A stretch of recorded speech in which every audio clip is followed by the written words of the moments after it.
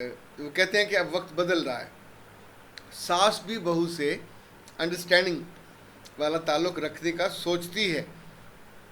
آپ کہتے ہیں تو مان لیتے, کوئی ایک دو اچھے دانے ہوں گے, پر باقی تو اپنے آپ کو نہ مجبور سمجھتی ہیں اور نہ ہی اس کی ضرورت محسوس کرتی ہیں. لیکن یہ ہے بہت لازم, ہے بہت ضرور. میری والدہ نے بھی ایسا ہی کیا. بھابھی اتنی فرینک ہو گئی ہیں کہ ابو کو انگوٹھی اتار کر دی اور کہا, انکل آپ اپنے بیٹے کے پاس باہر جا رہے ہیں, وہاں سمندر میں ڈالیے گا اور وش کیجیے گا کہ اللہ آپ کو گوری میم دے دے. اس جملے سے ہمارے گھر میں فساد پڑا ہوا ہے.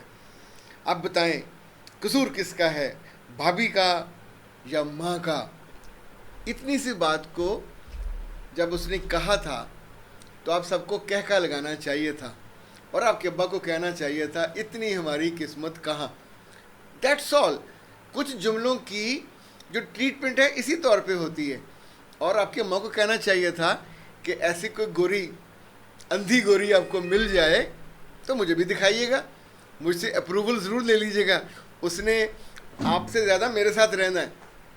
اچھا, یہ جو تبادلہ خیال ہوتا ہے یا جملوں کو آپ عدل بدل کرتے ہیں, اسی میں اس کی سختی کم ہو جاتی ہے. جملے جو آپ کو چبھیں, اس کا مطلب ہوتا ہے یا تو آپ کی انا بڑی تگڑی ہے, یا آپ اپنے آپ کو بادشاہ سلامت اور ملکہ سمجھتی ہیں کہ کوئی آپ کو کچھ کہہ نہیں سکتا.